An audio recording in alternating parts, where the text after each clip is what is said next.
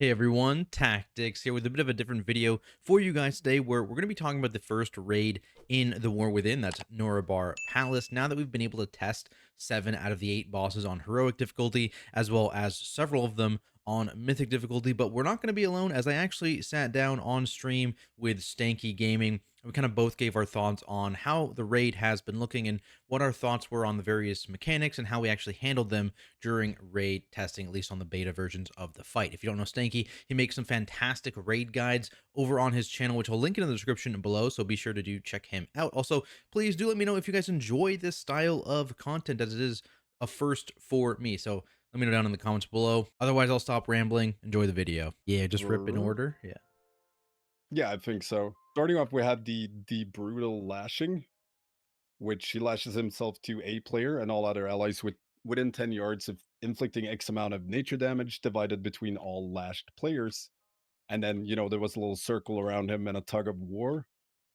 So that mechanic was, I mean, as we tried it out, at first I thought we were had to break the lash, but it turned out to just be, run in place and try not to get eaten up by the boss. Yeah, yeah, I don't know because if you tried, if you limit tested it anything, like how many you needed. we did limit test it, and the minimum amount turns out, at least on Heroic, was 1.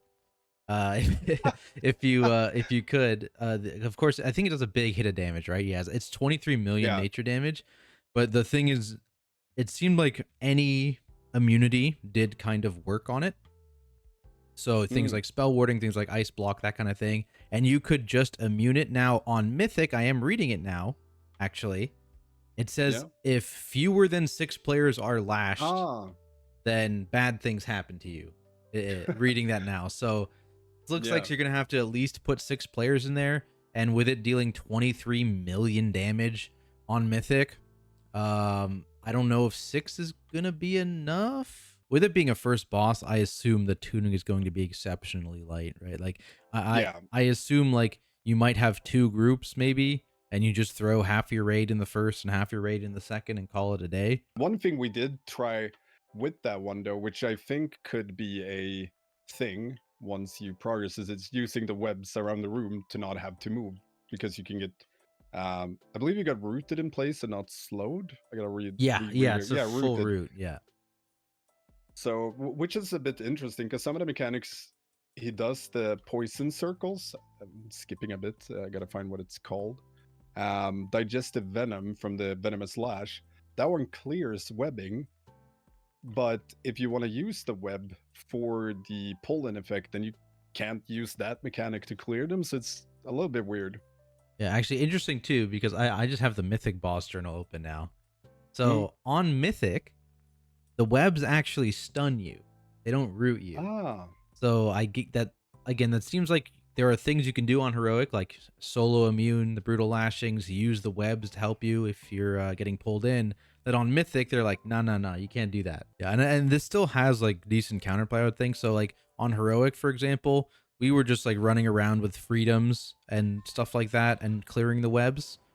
But I guess now instead of doing that, you'd run around with like immunities like bubble or something to clear through web. Turtle, I think, worked as well.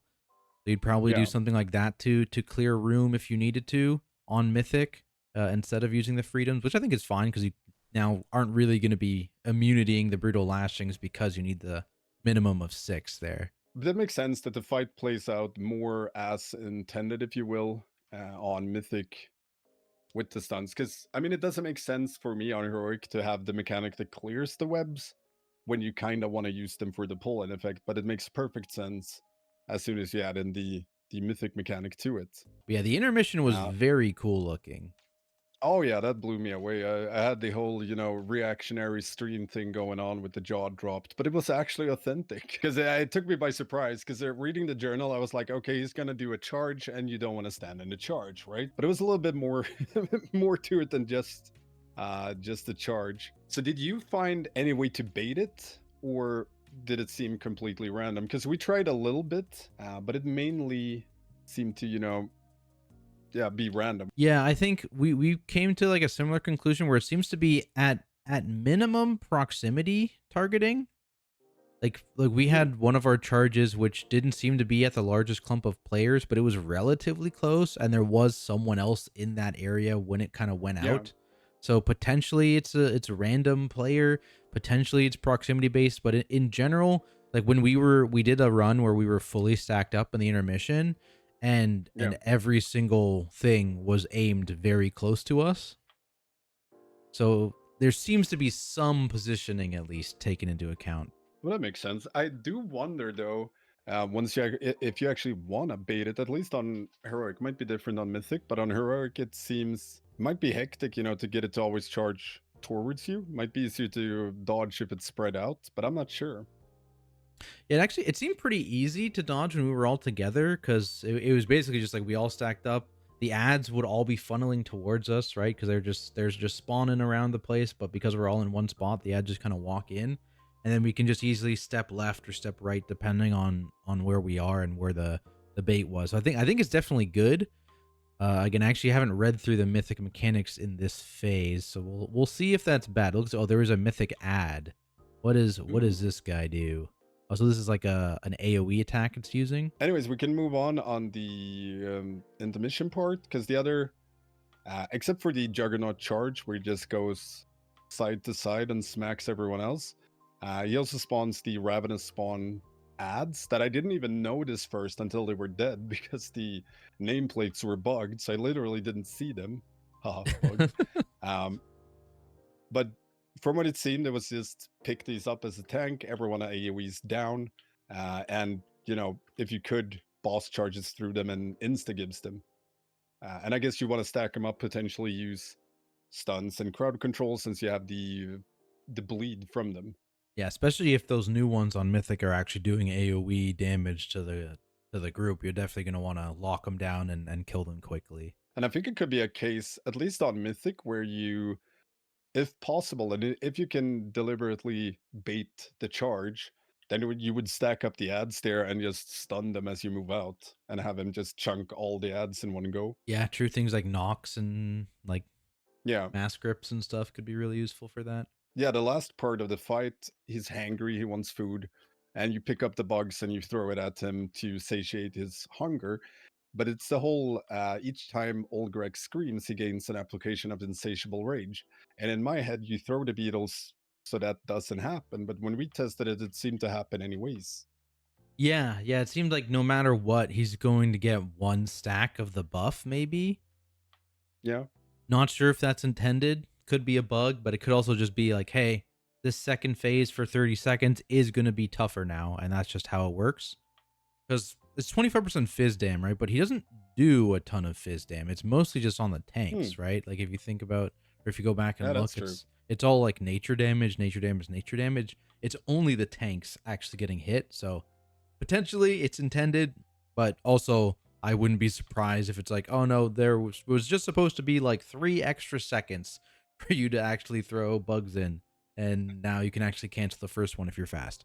How do you think Uh, this boss ranks in terms of first bosses in the last like couple expansions? for me, it's, I don't know if I have a number for it, but it's for sure one of the better ones I've tried in a long while. Aeronog, I was not a fan of.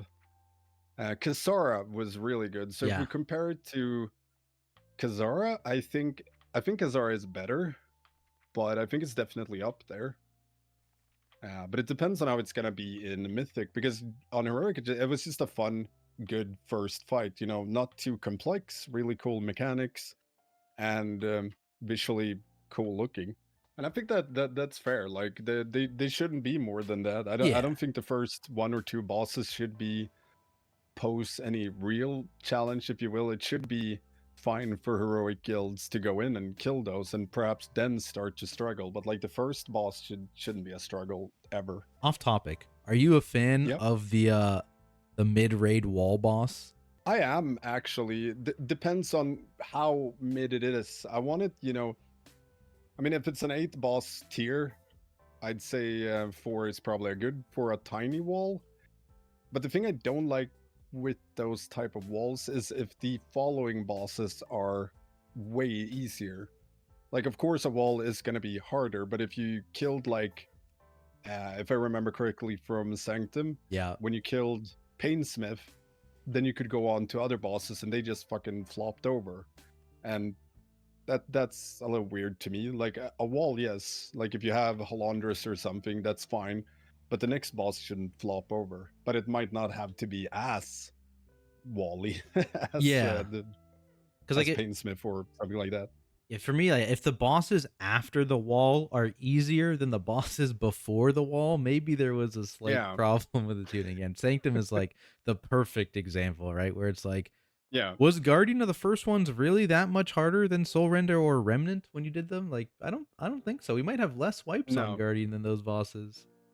Yeah, I think we had fewer on Guardian as well. I mean, that one was just that DPS check and have, if I recall correctly, enough immunities to sort the slam. But after that, yeah, the only execution part you needed was for people to not be dumb with the 3 circles recharging the pylon, which of course happens that people are dumb. But apart from that, there wasn't really much to it. But otherwise, yeah, I think I do like wall bosses.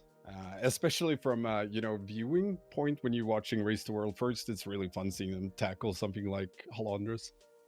Oh yeah, yeah. Yeah, that raid was also like the opposite of Sanctum, where it's like every Yeah. boss at the end was like a wall. Like Halandris was Oh obviously yeah. massive, but then straight from Halandris, you didn't get a break. You went into Anduin right after Oh that, yeah. and What a Rygallon fight was though. tough too. I liked Anduin. Anduin was fun. It was fun. I didn't thoroughly I enjoy it. liked that raid up until Jailer. I despised Jailer. It could have been a cool fight because I really like it from a mechanical standpoint. It was just, it was rough, man, and the tuning was rough. Yeah. Oh yeah. Yes. We are on topic. We're talking about Yep. the Bloodbound Horror. And the Windwalker that came with it. This one I really liked from testing. Like it's a little bit mix of the, trying to remember what that voidy boss was called in Eternal Palace, the second to last one. Zakul. Ah, there it is. Yeah. Harbinger of Nyalotha. So it reminded me a little bit of that because you have the voidy stuff, you have the tentacles, and you go down into different layers. Yeah, and this one seemed, at least on heroic, to be pretty straightforward, where you just make 2 groups. You send half your raid down with the first group, half your raid down with the second. And the going down thing is like a frontal on the active tank. So a bunch of people need to like get into that frontal if you're going down, and then when you're actually in that area, you can see the ads. Or you can hit the ads. You can actually see the ads no matter if you're Yeah. up or down, but you can actually hit them if you are in that down group. So I seemed thought it pretty was straightforward. yeah, and it was, I don't know, I really liked the testing from it, both figuring it out and just trying out, but it also ramped up after every intermission or every halftime, if you will, with the big AoEs. You started the fight with the 2 groups, check for where the orbs spawned, and then we had the tank run there in the group that was going to go down first on the slam. So we just slammed the first ad pack and that group went down. We killed it. Then we went up. Tank tried to aim the beams, to not fuck over the group that's upstairs. But then after every big intermission, you got extra ads, and they seemed to spawn wherever they felt like, kind of around the room, which I thought was kind of interesting because you no longer could just slam in one place and go down and smash ads. You kind of had to split your DPS while you went down there. I don't know if you experienced the same thing. Yeah, it seemed a bit RNG. Like that the spawning, at least in what we were watching, seemed to just was like pure random. Like our first ad spawn could be like on any of the 4 platforms in this room, and just from there too. Like even when you got additional ads, like we had some times where the additional ad spawned like right next to the pair that always spawns. Yeah. And then we had other times where the additional ad spawned across the room from the Yeah. pair. Now we Whereas had the like exact same. yeah. And so what we ended up doing is we ended up sending someone with some like sort of CC available to them, because the extra ads that spawn, they spawn, what are they called? The harbingers? Yeah. They Yeah. manifest these little horrors, and these are just little mobs that try and run into the boss that they heal the boss, is it, or what to do? They do, AoE the raid. yeah, AoE the raid and give the boss a damage done increase is what they do. Yeah. So obviously those hitting the boss are bad. So we would like a hunter with binding shot or like a druid with Ursouls. Whoever's in the down group, if there was a bad spawn, they would be assigned to run across to the bad spawn and make sure those little ads don't reach the boss while everyone else is killing the other two ads. Now we did similar. We had people run left and right and try and nuke down the ads. We didn't do too much with the CC. Should have, but didn't. But the one thing I kind of liked with it was just the you kind of have to make weird groups, I think, either with CC or like each group having a dedicated 1 or 2 DPS with extremely bursty single target that can also, you know, run over if it's a bad spawn and kind of solo it potentially.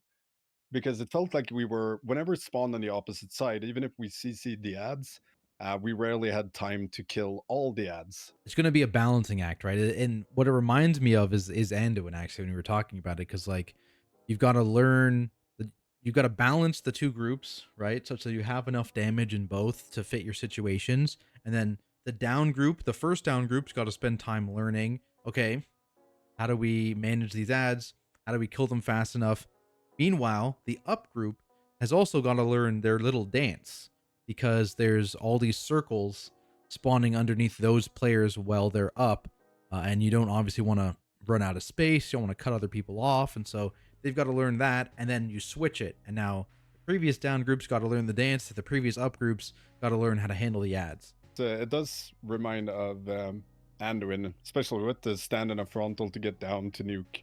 Yeah, nuke down the ads. less complicated. I don't know for if sure, but yeah, just a little bit. We always tried to have the two groups on opposite side a lot of the time. So when one group went down, the other group was on the opposite side of the platform for the tentacles, but also to steer the beam. But then the upstairs people that did the tentacle, because it seemed like you could either, stutter step, drop 2 step ones, drop 2 step ones. So my thinking is you either do that as the entire group, just stack as 1 and move, spawn 2, move, spawn 2, move. But it might be overkill for a heroic boss for sure. yeah, But yeah. I don't know what you tried with that. So we started doing that, but then someone brought up the mythic mechanic. And so the mythic mechanic is basically 6-yard AoEs on players. So we don't know the timing of it, and so we were like, okay, let's assume that because of this mythic mechanic, we will not be able to like Council of Blood the mechanic. You know what I mean? Like the stutter stepping as a group. And so we went off the stutter stepping as a group and just started like making a line across the platform, like kind of like we're spread across the length or the width, I guess, of the individual platform we're on, and we just like stutter step across the platform. So we're still 6 yards apart, but no one's getting, murdered or run over by these explosions. That makes sense. I guess you could also, but that might be hard with how the ads are spawning, but you could also potentially just have a spread, everyone just spreads around. Yeah, and you do a Like little when one circle. group goes down, then everyone just spreads around. Yeah, because with the 2 steps you're talking about, what you could do in theory is bounce back and forth between like 2 spots, maybe a 3rd spot if you're a coward. Yeah. But yeah, you could technically keep all those circles in like a very small radius for an individual player. Yeah, I did something like that during testing where I did it in a square. Yeah. So I dropped 1, then backpedal, dropped 1, went to the right, dropped 1, went forward. And it worked as a melee, so you didn't lose uptime because it's kind of a slim, like normally these fights have way more melee range. Like if you take Volcross, you could stand in China and hit the boss. Yeah. But this one you can't, which was kind of annoying with the tentacles. But I get it. It's a difficulty in itself, I guess, because if you could just max range it as melee as well, it probably wouldn't be a mechanic. Yeah, it's going to be interesting to see. Again, it's probably one of those bosses that's not going to be super difficult in terms of tuning, but it's still always cool to see what groups come up with in terms of strategy to handle mechanics like that. One thing though is, I don't know, I really like this fight, so it might be one of those where I wish it was later in the tier. Yeah, yeah. Because it could be cool to make it harder. I know a few fights in Amirdrassil, I had that feeling like this should have been a later fight so they could tune it up. Rasha'nan is like the big one for me. Like if Rasha'nan and Magmarax had switched spots, Yeah, that would have been cool. that is true. Oh yeah, it was not necessarily that they were in the wrong spot, but I feel like Laradar and Nimue deserved way more than what they got, because those fights were really cool. I mean, some people hated Nimue, or Naimu as some people say, but I'm saying Nimue. That's the hill Namui. I will die on. Uh, but both Laradar and Nimue for me was really cool fights. Laradar especially was fun, but it posed no difficulty whatsoever due to tuning. So I guess technically that's more of a tuning fail. The Amirdrassil tuning is definitely a hotly contested debate because arguably they had a couple wing end bosses which are a bit easy, like you're saying, in Laradar and Nimue. And then they had the last couple final bosses which were probably a bit overtuned in Just a wee Tindral and bit. Fyrakk. Yeah. It's I gotta say though, I think I just love being punished. But Tindral, man, is probably one of the best fights I've ever done. yeah. Before he got nerfed. It was I'm so right there fun. with you. I really enjoyed Tindral progression, but this might get you shot by the WoW community. Right? It's too difficult. I mean, that's the thing. I really, really like difficult bosses. I hate wiping 400 times on a boss if it's a bullshit mechanic, like Calandris. Yeah, like if you're not making progression and it feels, you know, like a slog and RNG, it's tough for sure. Which, to be fair, again, Tindral was like that to a lot of guilds because of how Yeah. long it took them to nerf it, which I think is a fair criticism. But I did enjoy the boss and its initial. I guess a lot of our prog was actually after the first nerf. Oh yeah, the same. Yeah, but I enjoyed that version of the boss personally. And it Anything else does on this too. boss? Let's see. I'm gonna read through the abilities a wee bit. I think there was the one big AOE where you had to like get away from the current Right, right, platform. right. So that was the start of the phase 2, I guess, if you will, Yeah, if they call it that. But otherwise, I don't think there's much to talk about with the big circle. I mean, it's a big circle. You run out or you die. I still like it though. It just forces you to. A lot of players are gonna die to greed there, so that's gonna be hilarious. You know, the warlock that just needs to finish that cast before they press the gateway or their demonic circle that they forgot to pre-place, and then they die. yeah, classic. That's a classic. It's gonna be me. I can blame warlocks, but it's gonna be me. Right. Then it was right the beams. We talked a little bit about the beam mechanic that is right before the big circle. I kind of like that one since tanks seem to be able to control that fully, since it always spawned out left and right of him. Yeah, his So arms you could turn into always try and. beams. Did you notice if he only went one direction? Because I forgot to check for that. If he ever Yes, swapped between clockwise or counterclockwise. I believe he always spun counterclockwise. Yeah. So Because then you could consistent. always aim the beam so it doesn't, so it's like in front of the group that's upstairs, so they never have to really get chased by the beam. If that makes sense. Yeah, it depends on what you want to do, and it depends on where your second ad spawn is. So, like for example, Yeah, we had for times sure. where the second ad spawn, like I said, was like to the left of the group, whereas the first ad spawn is to the right of the group, so they're directly across from each other. And in that situation, what we did is we tried to aim the beam such that it was like just behind where the group started, so it would rotate into them, but gave them enough time to kill the ads there, and that would mean that they could just run straight to the final ad with no beam in their way because that beam had left already. So it kind of depends on where those ads And that makes actually end up that makes a lot of spawning. sense to aim it more in favor of the ad team versus the upstairs team, because they, I mean, the only thing they got going on is the tentacles, and sure, that can be really messy if the beams are bad, but they can also, you know, position themselves differently if they see that the beam is going to be a little wonky. they could just, sidestep, whereas the downstairs team doesn't really have that option unless they've killed the first caster, because the melee add, the Lost Watcher, that one you can bring with you, but the Yeah. caster you have to kill. So I missed the first Sikran testing, but we got to retry it on heroic, right? Yeah, So we've done luckily. Sikran twice. Like the main thing on heroic, and well, I guess every difficulty, was the simulacrum. That X amount of players. I think it's always 4. Yeah, it seemed like 4. Yeah. Yeah, so I don't think it scales up or down with size and like normal heroic. Yeah. I think it's always 4. That you then have to place in a good place. Players get targeted to charge through like Sire Denafri's blade. Yeah. I think it even went the same kind of route, so you could use a similar weak aura.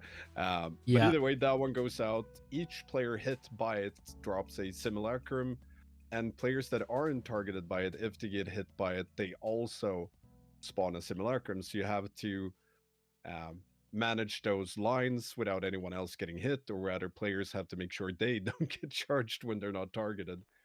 And then you blow them all up with decimates. Yeah. Yeah, and so yeah, it's important too. It's like the charge does charge between the 4 players in a specific order, like you said, like Remornia's back in Castle Nathria, or for a more recent example, like the Forgotten Experiments charge. You kind of see the arrows between all the players. Unlike the Forgotten Experiment stuff, this isn't currently a private aura. So actually what we saw is during the mythic testing of this boss, which we've also already done, is that some guilds, ours included, now has a weak aura already for the mechanic that tells you exactly where to go in terms of like positioning. So it numbers you 1, 2, 3, 4, so that you can all stand in a line basically, and not worry about potential cleaving, which is kind of funny. It's a bit weird though, Yeah. when they wanna let players not use weak auras, and then they do mechanics like this. This one could be solved without a weak aura. Like this one doesn't need a weak aura. Exactly. This is the exact mechanic where I would have no issues with it being a private aura, Right? compared Like to this is the perfect one. yeah, like compared to Broodtwister and the AoE detonate eggs that we were talking about earlier. Oh yeah. Where that is a private aura when it probably shouldn't be. It's rough because like the big thing we were talking about, because we were like, okay, if they do make this a private aura, what's the strategy? Well, you look at Remornia, and the strategy was to just make a triangle and you would never cleave each other. And so similar idea, you make kind of a trapezoid type shape, and you're never going to cleave each other if you do that, right? Obviously, you have to play a little bit on the fly, but it's not, you have enough time with the debuff that it doesn't feel oppressive. So I actually, in this case, would like Blizzard to slap a private aura on this, I think. I mean, right here, it just makes sense to have it on a private aura, because like I'm on team, I don't want weak auras. Like I hate using weak auras for raid fights, but it's a means to an end, if you will. Yeah. Some things you just have to, but whenever a fight is completely dictated by a weak aura, I tend to not like it. So slapping private aura on mechanics that are, well telegraphed was the word I was looking for. Yeah.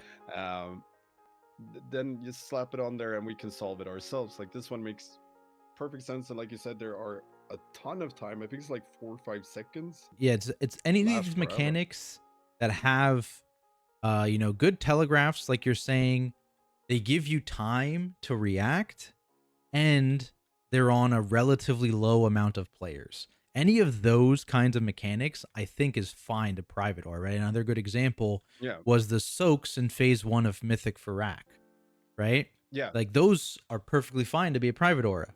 You had 3 people that got targeted. You had a decent amount of time, and you could pre-position to the spots kind of already, right? So it's those kinds of mechanics that I'm perfectly happy with them private auraing. Yeah, I mean, even Smolderon would have worked better if they just gave it a little bit more time and changed the colors of the 4 orbs, or giving them some kind of indication that this is, so you can call it, right? Because that was the issue. You could never call anything with how they were. Regardless, jumping back to Sikran, each of these simulacrum that they spawned, if I remember correctly, they also pulse out AoE on the entire raid. So the more simulacrums you have, the more damage the entire raid takes, which is why you don't want several players to get hit from the face blade, because then the raid gets decimated. But then you also have the follow-up mechanic, which is decimation, which clears them. And for each simulacrum that you clear, the raid gets a stacking dot. So it's, yeah, more simulacrums bad. If you have to clear more of them, well, healers are gonna cry. Probably gonna be fun on farm though. Yeah, and it seems almost like a bit of a tarot situation, right? Where you're spawning those pillars and then you're just trying to kill them all instantly, and you obviously have the choice with this because of course at the end of the spawn, I believe heroic there were 2 sets of ad spawns, 2 sets of the explosions to destroy ads, and then the boss at full energy does this big sweeping 15-yard AoE around him that also detonates any remaining guys. So Yeah. if you miss any of them, they'll detonate at the end. It doesn't do extra damage. It's just they'll detonate at the end. But obviously you can't then never hit an ad because then you're gonna get, you know, a billion stacks at One the end. heal? But I mean, maybe that's also a strategy, right? Potentially, maybe you do want to do that. Could be. And you're like, okay, this It all passive depends healing on. isn't too bad, but you know, we can stack our barriers, our spirit links, or whatever, and just live through the giga detonation. I mean, it hasn't been unheard of strats like that. It all depends on how they tune it. Another viable thing you could do is quite easily split it up, which might be more of a mythic mechanic. I don't think you do that on heroic, but where you could, clear two, two, and then let the big bomb clear 4 of them, Yeah. or how many ever you have out. So you get, small increment of damage taken, and then the raid can pop big coolies for one big smack if you can clear all then with one.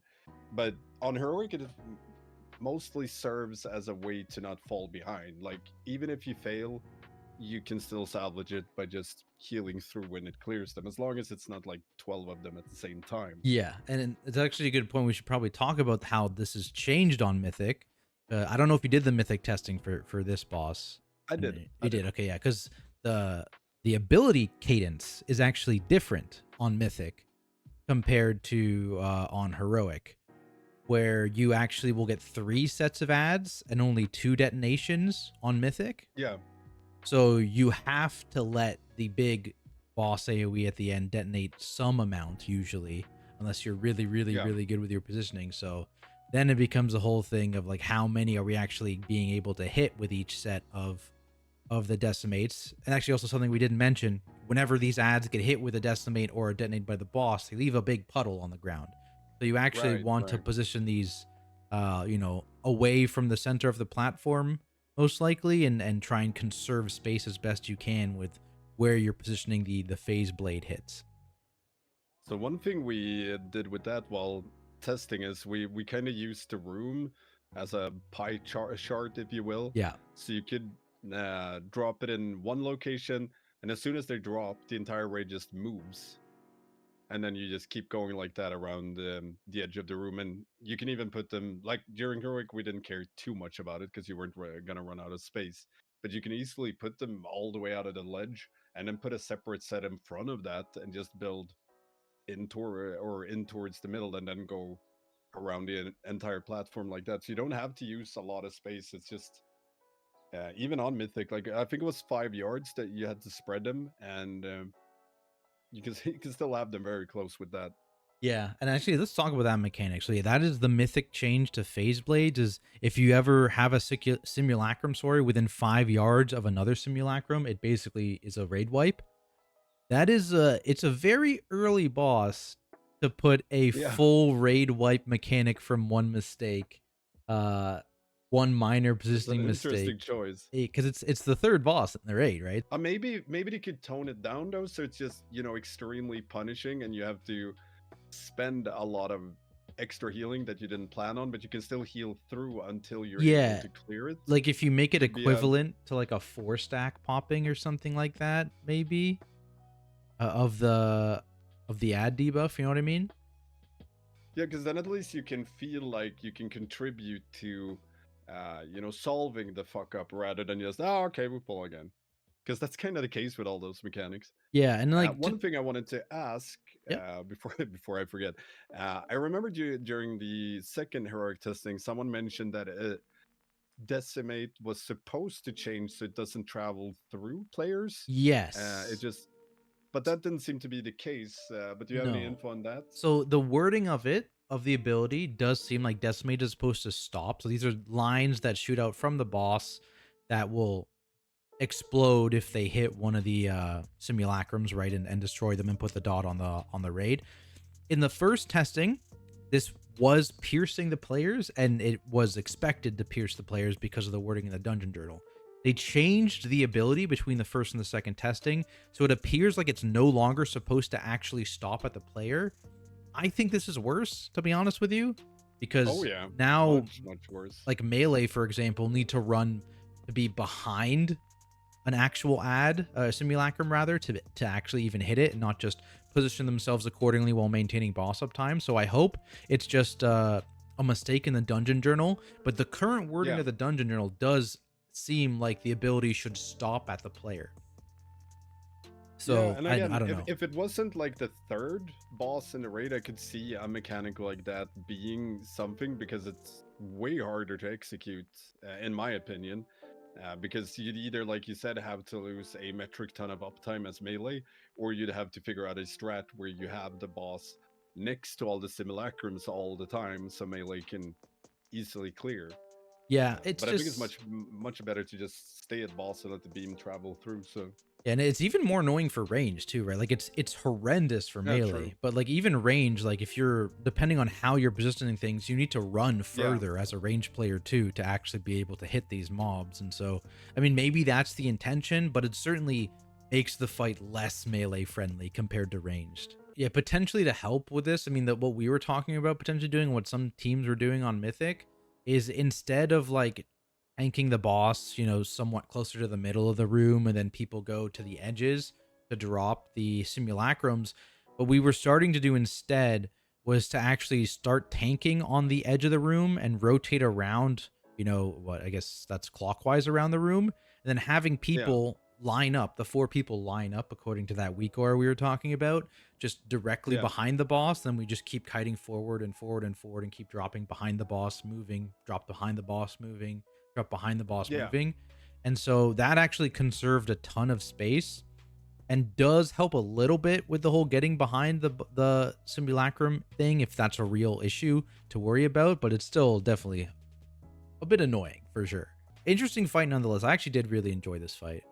Oh yeah, me too. It's really fun. The one thing I had a little bit of an issue. I don't think it'll be an issue once you're in an organized raid, but I would really love for the simulacrums to have something more than purple, because the puddle, we're back to purple on fucking purple. Like everything else I've seen in the War Within has been so good with telegraphing mechanics.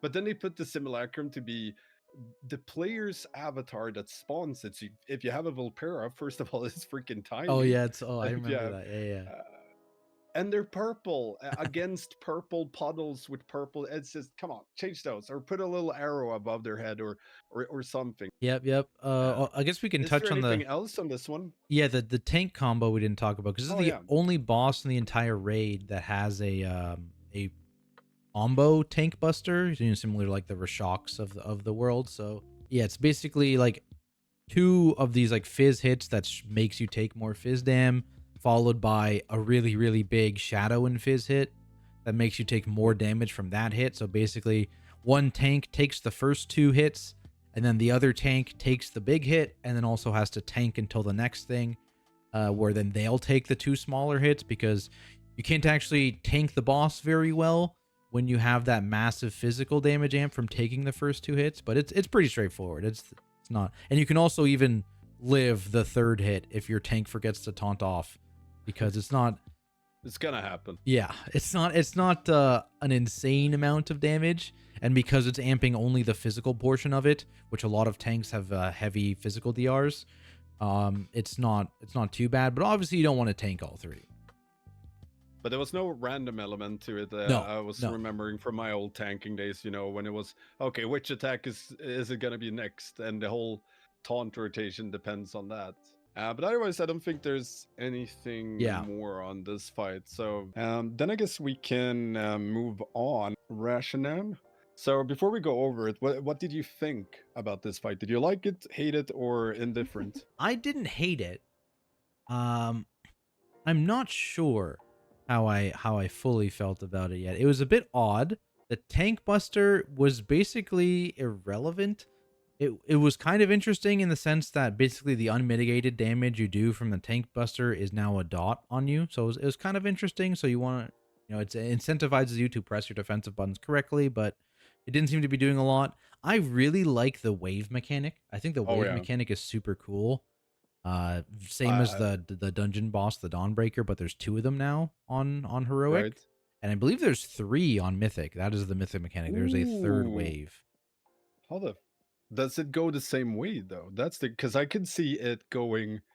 If those two go vertically, that one goes horizontally. If that makes sense. Yeah, yeah, yeah. One goes either forward or I guess backwards all the time, maybe. Yeah. But yeah, it's hard to say. Maybe they'll do two lefts and one right every time or something like that, and then you have to actually have someone eat a wave tick or something like that. I have no idea, but again, another one of Or those bosses. staggered. Yeah.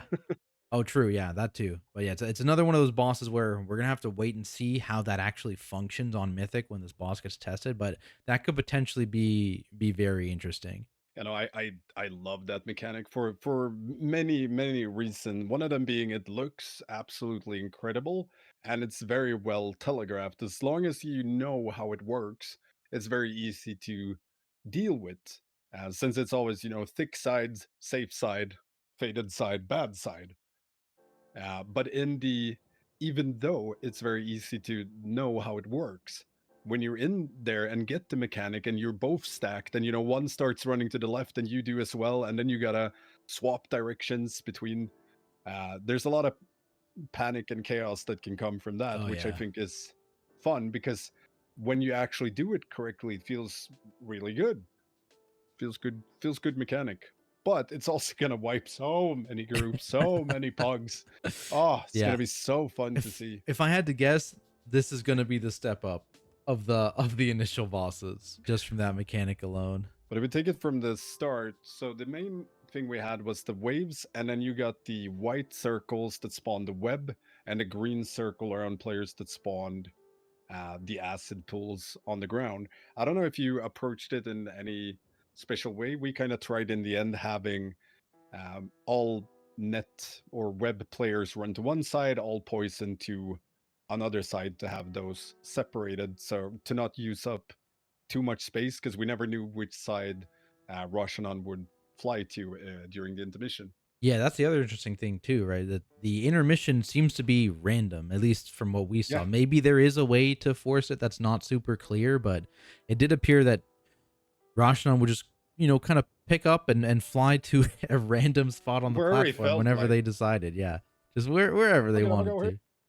So because of that, we tried to fill up, at least like on pole, we tried to fill up the area behind us on pole because we That makes know sense. for a fact like nothing's coming back there, right? So Yeah. like because sometimes after two flights, Roshan would be back on either immediately left or immediate right where you started here, but didn't appear like they ever actually flew back to the initial starting position. So it was kind of safe to fill up like the back and that area a little bit initially. And so I think we tried to drop our initial webbing like behind us back there a little bit, and then, of course, the waves would go out and it would clear a lot of those and make them into the acid puddles from the rolling acid. Because the waves, they did they clear the web Yeah, or yeah. The yeah, right. waves turn the webs into the acid puddles. Ah. And did you notice any like despawn timers for the puddles? The acid puddles. I think in the journal it says it says 10 minutes in the journal. So Oh, damn. which is the Yeah, enrage, by the way. then you definitely want to care with space, Yeah, especially in Mythic. But it's interesting, like you said, because it's RNG where he's gonna where he's gonna yeah, land. So you can't really plan. You just have to deal with it mid fight. Like, oh, he went there. Okay, then we have X and Y positioning. Oh, he went there. Now we got to do this or that. yeah. Uh, It seemed like he had like what 6 different locations he could fly between, I think. Yeah, there's the starting spot. There was the two at the very far back, and then there was two more on each the left and the right. So yeah, that would be 6 other spots outside of the starting spot. Actually, you know what? That's a Uh, lie because he actually one time went directly behind like the starting spot for us, I think. Man has a lot of places. And yeah, right. You said the tank mechanic wasn't too much No, to deal with. no, very, very kind of generic tank mechanic. The webs, though, the webs actually had a few interesting things regarding them. Yeah. So when you basically when the webs go out, it's not just that puddle on the ground, right? It's also one, it's gonna root anyone else in your puddle, or sorry, tether them. It's gonna tether anyone else in that puddle. And basically this tether is you're kind of stuck to the middle of your puddle and you're trying to run out of it. And when you do actually break the radius of your puddle, it snaps and it does raid damage. Oh. So Yeah, I that's didn't. yeah, it wasn't too bad on heroic though. Actually, I think it was almost no damage on heroic. It was not tuned up very high. I think that's why I didn't notice that mechanic. I noticed that it spawned like a webbing in it, and I think on Mythic you have to kill the cocoon, right? Uh, That spawns in the webbing. I think that's a Or am different I? mechanic. I think that Might be. yeah, that is a mechanic. That the mythic mechanic to the webs from heroic is whenever you actually snap your tether, you also do a 5-yard AoE, and if you hit anyone with that 5-yard AoE, they get tethered. So the tether doesn't actually fully break; it just transfers to them, is my understanding.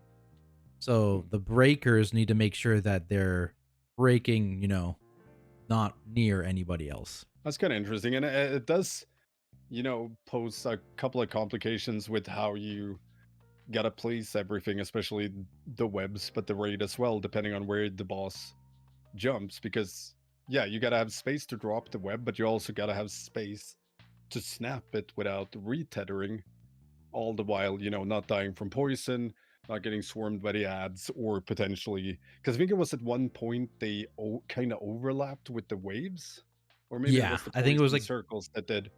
yeah, it came out like just after the waves or something like that. So you had to like wait to spread out initially for the waves to fully go and then you could move. Yeah. And then there is that mechanic Could you be were horrible. talking about on Mythic where it looks like the boss shoots out additional 3-yard AoEs which stun you in webs for 2 minutes, and those if you do get hit, you can damage them to remove Ah, players, okay, but yeah, it's that was the one I was thinking about with yeah. It seems like that's bees fully in the avoidable webs. though.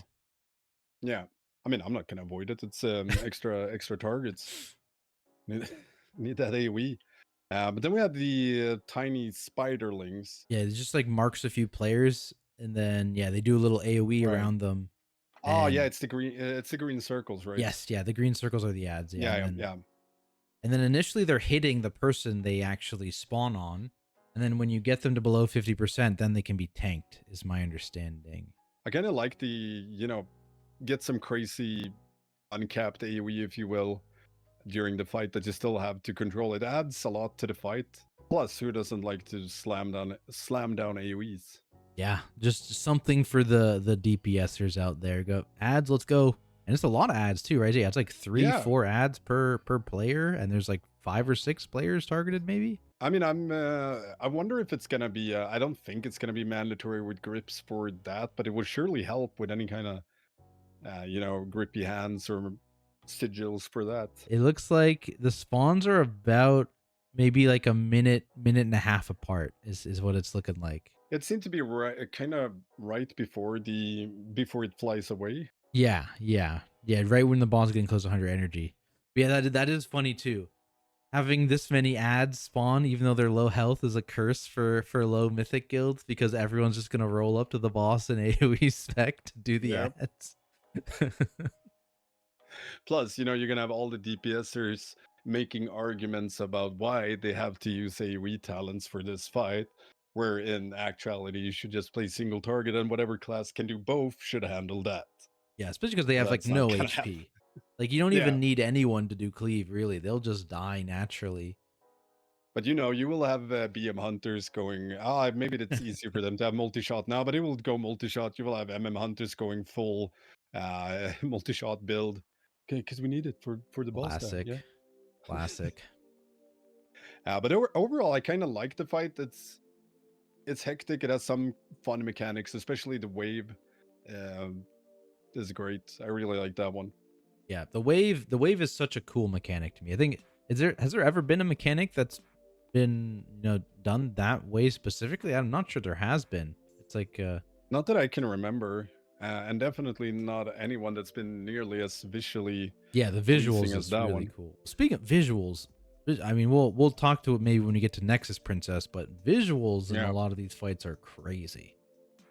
I mean, they've stepped up their game overall in War Within, I feel like, both in dungeons and raids. Then we have the forgot one mechanic, which is the intermission mechanic where everyone stacks, which seemed to be just in front of the boss Oh, the always. So yoink. yeah, it didn't target any player. It seemed it was always just in front of the boss. No, so we had most of the raid stacked in it, and yet we got joinked away. Yeah, it seems like you need to have like almost your full raid in it to actually get rid of the massive yoink on it for some reason. The one interesting thing though is unlike the first boss is you can actually have a single player in this effect even on Mythic, and you can actually immune it entirely, the damage, because it's like a 40 million hit. Yeah. But if the immunity isn't specifically ice block or bubble, that also makes you immune to knockbacks, that player still gets absolutely launched. But we found that, for The rest of the example, group. yeah, Priest Life Grip, if you are super fast, you can life grip that player back to the platform. Also, Demon Hunters, Havoc Demon Hunters with Nether Walk, they can backflip and like glide back to the platform as well, that kind of thing. So technically, and this is actually something you can do because I said there's no minimum soak requirement, and I wonder if they do add a minimum soak requirement because of this. But if you have mages, if you have paladins, they can easily just immune it. And if you have other immunities like Turtle, like Netherwalk, they can immune it. And if they're quick, they can disengage or they can get life gripped. And it is interesting. And then you don't need to worry about, only half our raid soaked this. We just lost 10 people because they all got sent off the edge. I wonder how that's gonna play out. I would assume that they do Terros with it. That immunity, that like it doesn't count if you immune it. You don't count as a player. Because I remember that from Terros, if you were targeted by the slam circle, because I ran away as a hunter and popped turtle, and then the entire raid got decimated. And the wording would suggest that, because it says if the spell fails to strike any targets, all players suffer the full effect. And that potentially. could be a, if you're immune, you don't get hit.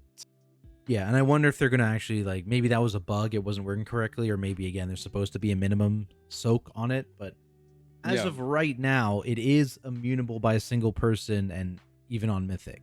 I kind of hope that's not a thing, though. I don't know. I personally don't like immune meta things in raids. I will do it when it's easier and if it's possible, of course, because I want to kill bosses.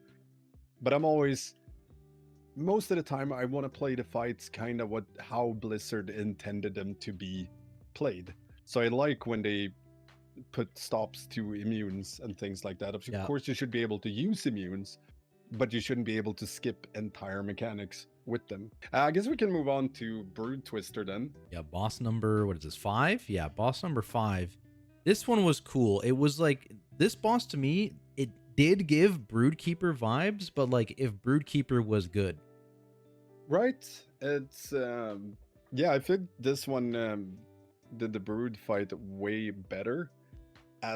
This is how I kind of thought Broodkeeper was going to be during the mythic testing, because I assumed the pathing wouldn't be based on where the ad spawns. It would be based on what kind of ads you want them to spawn. But that kind of wasn't the case. So I really like this fight. I'm very hyped to try it out. And it was a lot of different approaches. I mean, in the end, there will always be this is the best. Yeah. But during testing, you could tackle it in a lot of different ways, which I like. Yeah, the whole like build a boss is kind of there, and it's there even more so on Mythic because there's like these 3 they're not quadrant, whatever, the room's split in three, Yeah. and because there's three types of ads, and in each of the areas, one of the ad types is more dominant in that area. So there's an area where the little ads are, I think there's like six of them, and then there's three of the other types of ads. There's an area where the medium-sized worms, there's six of them, and the other ads have three. And then there's the final area where the big tank ads have six, and there's three of the previous two. So it's kind of interesting. You can Yeah. choose where to start, and that's really impactful on Mythic, because when you start in an area, the ads that are dominant in that area get empowered, I believe, for the rest of the fight. Yeah, the Hmm. catalyzed mutation thing. Oh, So on I didn't see heroic, that. basically, if you ever empowered anything, it was basically a wipe, because it puts this massive dot on you.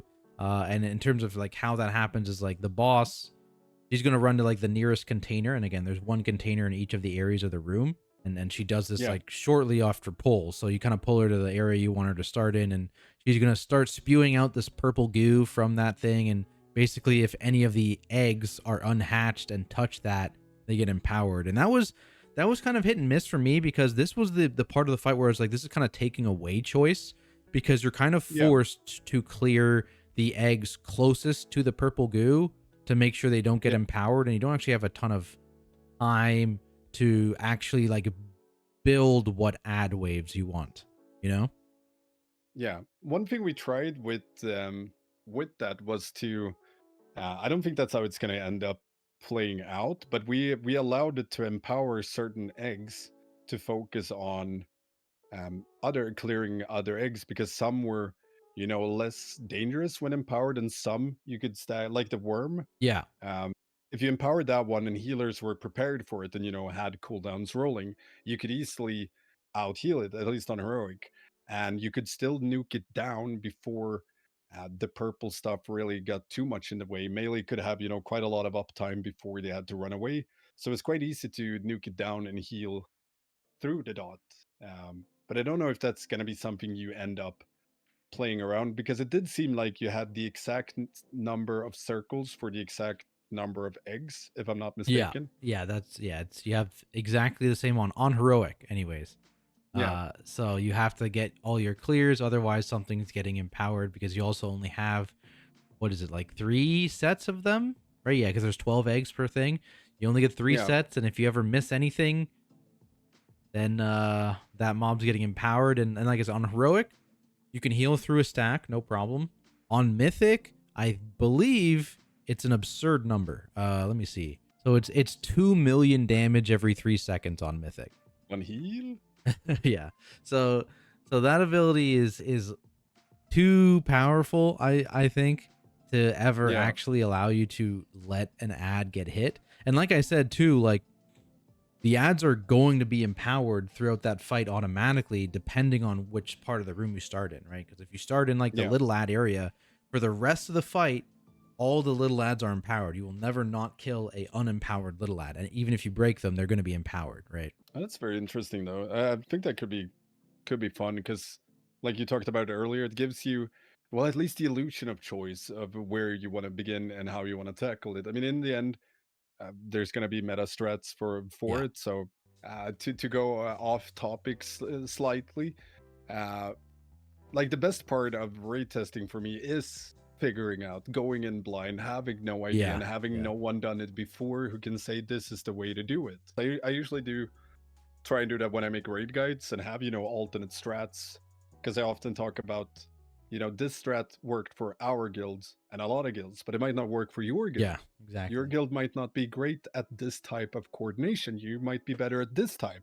So be open to change your approach. Yeah, and that's very important too, because like there's a lot of things like, yes, you can look at like the liquid or the echo strategy, but that's not necessarily going to 100% one-to-one work for you, because maybe you don't have Yeah.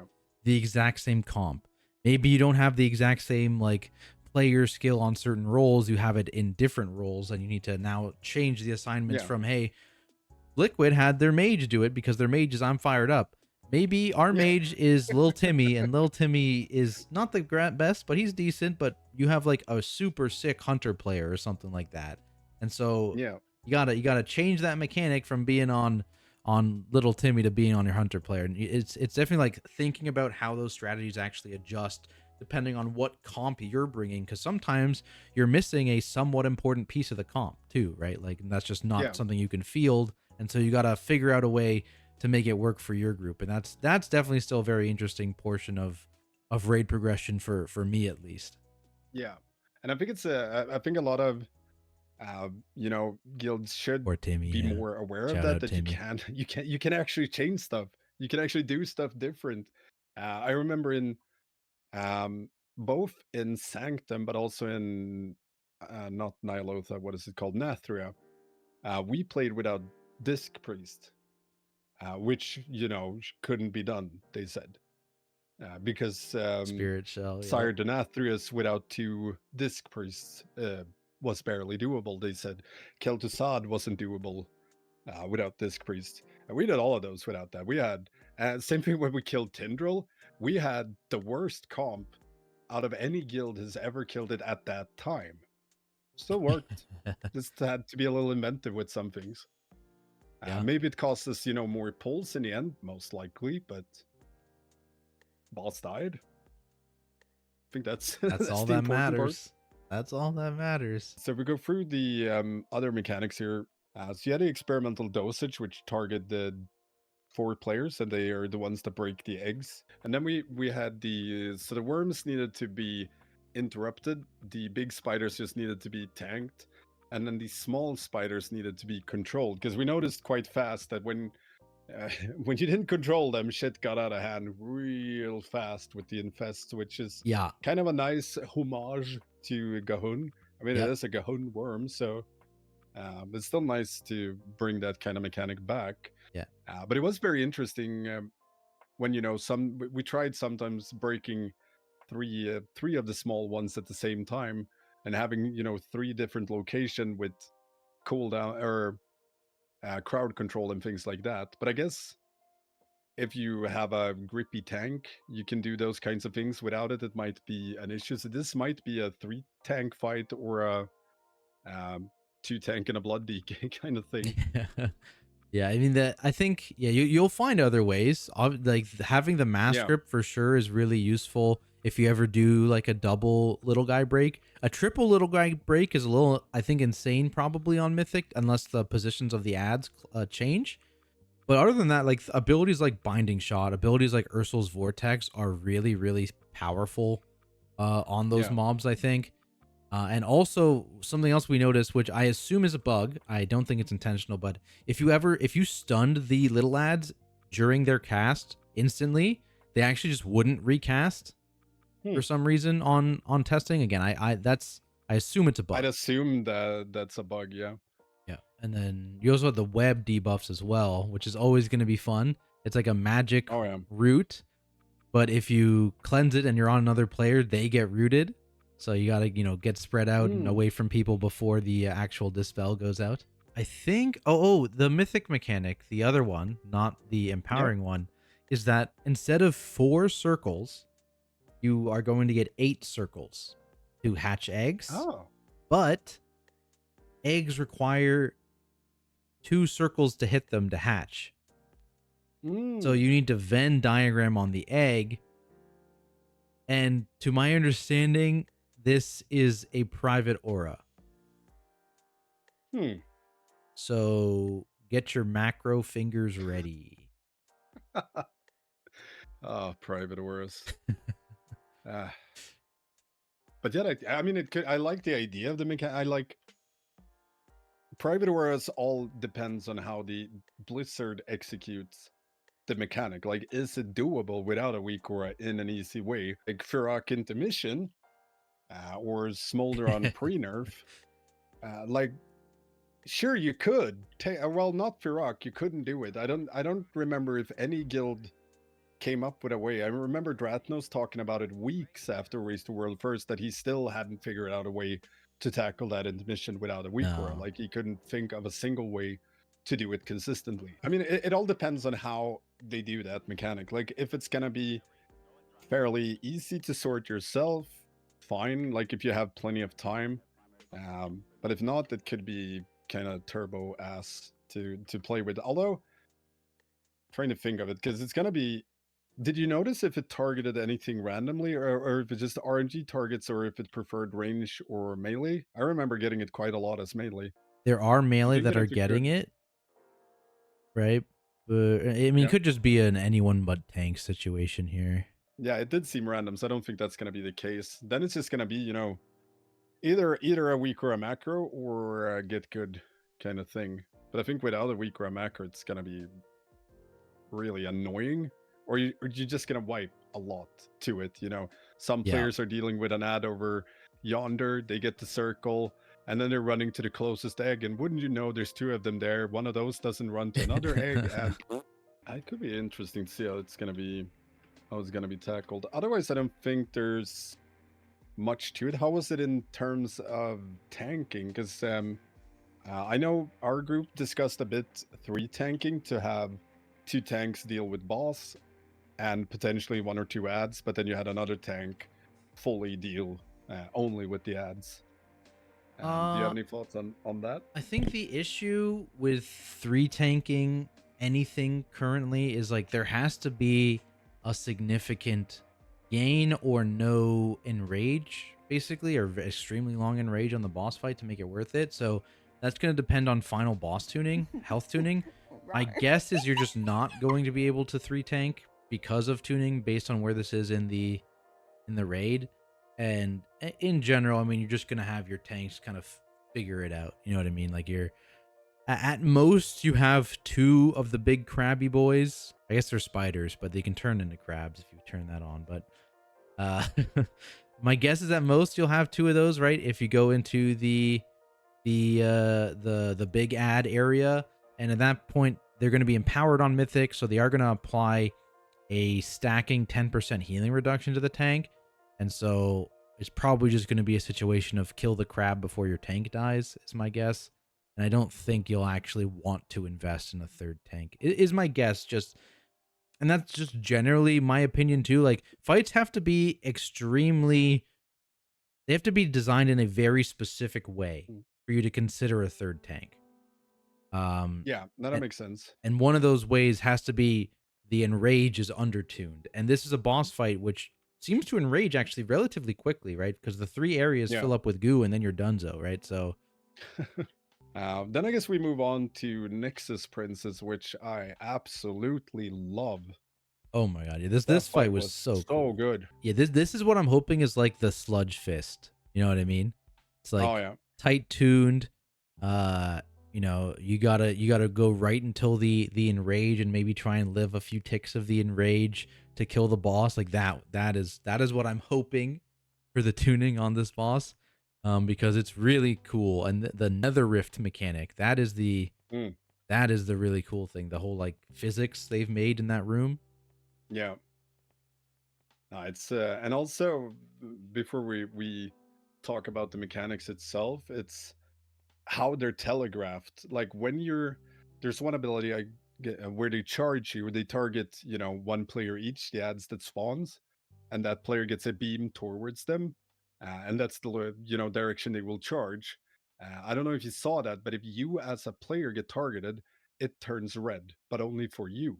Yeah.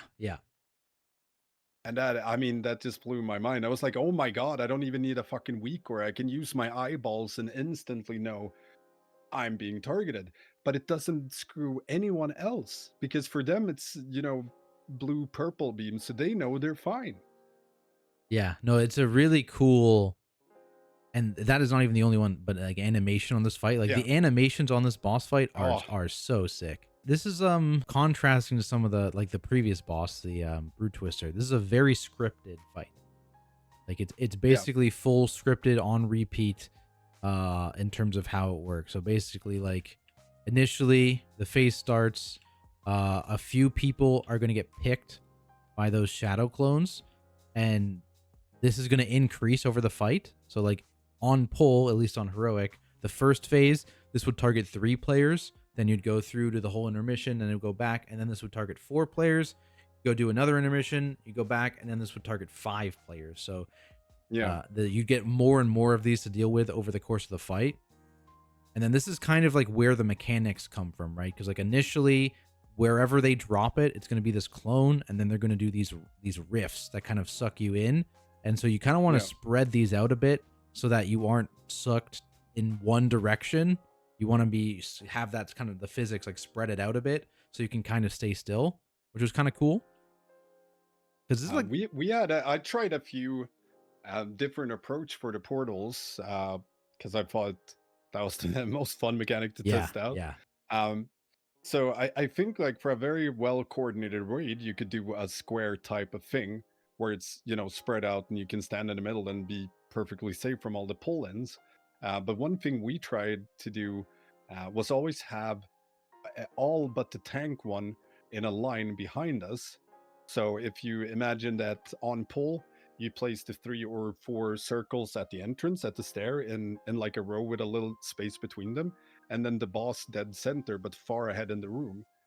Doing it that way, you didn't get Omega Pepega pulled by the 4 in the back because the boss offset a bit and yeah, you could use a wind rush or a roar. So you didn't lose any uptime, and it was very easy to coordinate with the circles, or it was easier to manage that coordination because it was literally you have a circle, you run here. yeah. No, that's definitely, yeah. It's very cool how they work too, and it's like you can. There's a lot of like little things you can do to, as melee players especially, to kind of gain uptime because in reality you actually don't need the circles to be super far from the boss, right? Yeah, Like you can have them actually be relatively close, and if you have enough circles offsetting the yeah, the one pull in, you can actually just kind of hang out right next to the boss, which is kind of cool. yeah. No, I really like that. And then the added thing of which seemed to only target melee, which was the charge, which then controls where the next portal will be, which I thought was kind of fun. Melee have to do mechanics, but it's also it opens up a lot of options. I don't know what's going to be the approach in the end. The one approach we tried that I talked a bit about, I don't think it's going to work in Mythic due to Mythic mechanics that you have to hit the boss. uh, but on Heroic we just had the portals at the entrance, and when the first charge targeted melee, we just made it charge straight through the room to the other side, and then we had the exact same location but on the opposite side, and then tank just moved boss a little bit, and then you could just do that back and forth for the entire fight. The only thing is players would have to, use their eyeballs to not get charged. Uh, but you Yeah, could also instead have them charge like two, still in the same way, but 2 items slightly to the right, 2 items slightly to the left, because then players wouldn't really get charged in the middle.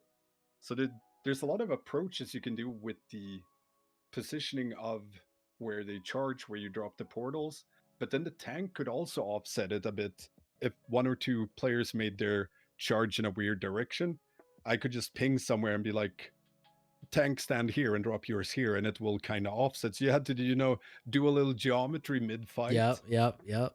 which I absolutely loved because it was like, okay, this got fucked, but we have a solution. We just have to be fast with it and be like, okay, that one is there.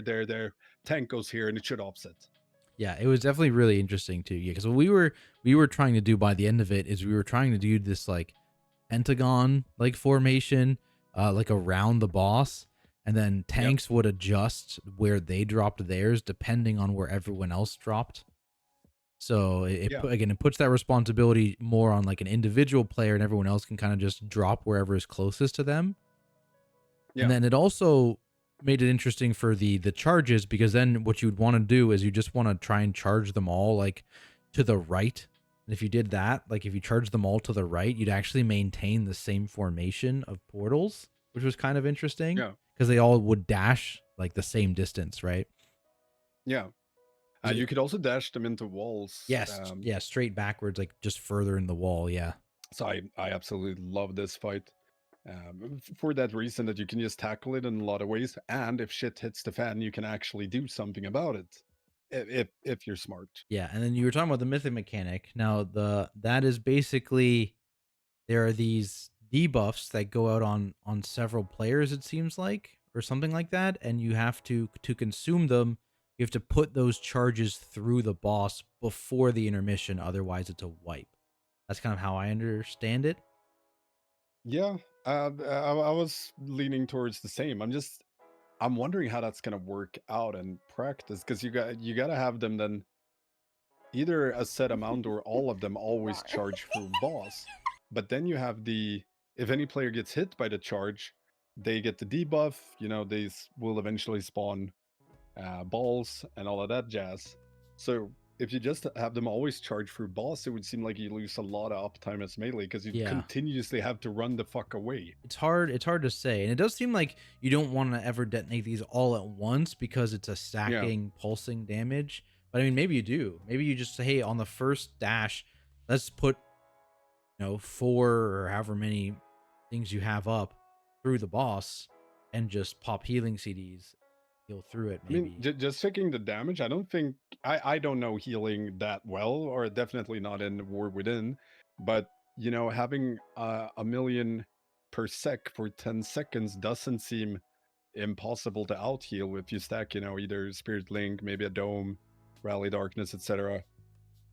Things like that. Maybe not all of it at the same time, but you stack some DR and some healing, and you should be able to get through it with the HP pool we have now. And it all depends on how many times you have to do it, right? Because you get I don't know how many charges you get before intermission. Is it 2? I think it's 2. Yeah, you get 2 sets of charges. At least on Heroic, you got 2 sets of charges before intermission. So yeah, we don't know the number of death masks, right? So we have no idea how many times we'll have to hit the boss with a charge.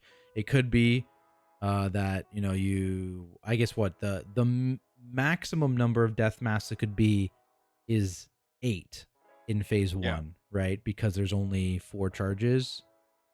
Yeah. Is that right? Yeah, I think that's right. Maybe I made that number up, but there's 4 circles at the start, at least on Heroic, with the size we played at. Yeah, unless again maybe on Mythic you have more of the circles too, because that could totally be a thing. Yeah, I do think not hitting with all of them would make a better fight, because then you have some options. For example, if we just make up numbers here, and it's a total of 4 charges that needs to hit per phase 1. Then you could do the strat where you hit 4 on the first one, heal through it, and then for the second one, you don't have to care. Yeah, exactly. So you get a break. But if it's all of them, then it's just, then you always have to stack healing cooldowns and just power through it. But there's no interesting choice if it just requires you to hit all of them. Right. Right. It would be more fun if it wasn't. The other thing I actually talk about on this boss, which I forgot, is the assassination, right? Like if you, or not assassination, Reaper? Yeah, if you drop below 10%, you just get murdered. That's very interesting. I wonder if that's gonna play out for like a tank, like a Blood DK. I haven't done tanks since Shadowlands, so I'm not really up to date. But I'd assume you still swing quite low at times. Yeah, no, I definitely did get killed by Reaper on this boss during raid testing. So I was like, okay. It's a weird mechanic, though. I'm not sure what I think about it, because, I mean, in essence, it's kind of like, oh, you go in with 90% health. But that's not really how it is either. It's an interesting mechanic, but I'll have to come back to what I think about it after Prague is done. Yeah. See how many times I died to it. Died. Yeah. Otherwise, I'm trying to think if there's any other important mechanics. So we have the balls. We haven't really talked about the balls, which was first of all, again, visually amazing. They look cool as hell. But one thing that I struggle a bit with, due to all other animations and everything is very well telegraphed, but if you as a player got the dot on you to drop the balls, it was kind of difficult to notice that sometimes. I would have much preferred some icon or anything above the head to showcase you are debuffed, because otherwise it's 100% a weak aura mechanic. And if they make it private for some reason, well, it's because a lot of the times, if you're focusing on everything else, you might not notice. I think your character gets like a little glowy effect when you get the dot, but I'm not even sure that's the case. I gotta check if I can find it. It's definitely really tough to see if you ever do actually get hit by that. So some sort of clarity would be cool. If you have like if you have the balls around you, like was it choose like what 4 balls, I think, or something like that. Yeah. If you just have those around you, cooler. Yeah, that would be interesting, because obviously you're trying not to charge it through the group for the most part, but if it ever does happen, like we did have wipes where there was a charge that went off and then the people that got hit by the charge that weren't expecting to get hit by the charge just blew up, and there was like a billion of those Yeah, orbs in we had melee. several of those, but I like it. I just wish it was a little bit more well telegraphed. Otherwise, it's just 100% a weak aura thing, which Yeah. is, it seems like they're trying to work away from the need of weak auras for at least certain mechanics, which I approve of, because I think it's more healthy for the game overall that a new player could come in and not be like, oh, I need a billion weak auras to even understand what the fuck's happening Yeah. to me. So the intermission, I mean, I guess there's not much to talk about in the intermission more than dodge stuff and don't die, Yeah, but it you does got look pretty cool. blazes, and you got the little pie effect on the room that you're trying to avoid. I want to remember when you got further into the fight, you got an extra cone, but I could be making shit up. Yeah, yeah. The very last intermission before the enrage has 3 cones instead Yeah, of 2. yeah. It's also weird. I mean, it's a little weird that it's not increasing with every intermission, but Yeah, rather after like 2 or 3. But then again, I mean, a lot of enrage mechanics, if you will, sometimes kick in at low health or further into the fight to really make it into an enrage type of thing. This isn't necessarily an enrage, but it's like you're at the end of the fight now. You got to deal with more. But I guess we go over to the fun one. Silken Court was absolutely amazing. I was blown away by that fight. yeah. Especially considering the last time we had a 2-boss fight as the second last boss of a raid, it was your favorite boss, Stone Legion Generals. Ooh. That was the last Yeah, time. okay, this is the Retribution arc. We're Yeah, almost like this boss has a lot of mechanics and a lot of steps, but most of it was pretty straightforward, at least on normal and heroic, and there wasn't a lot of RNG to it. It was just, you have to solve a X or Y mechanic, then the next one, then the next one, and it just rotates a bit. yeah. So I guess we could talk about the most amazing mechanic first, which is the web circles and the web charge. Oh yeah. That was a really cool mechanic. Definitely a pretty heavy coordination mechanic, but Oh, yeah. that's kind of expected when you're at the second last boss of a raid, right? Comparatively to when we were just talking about like the third boss of a raid.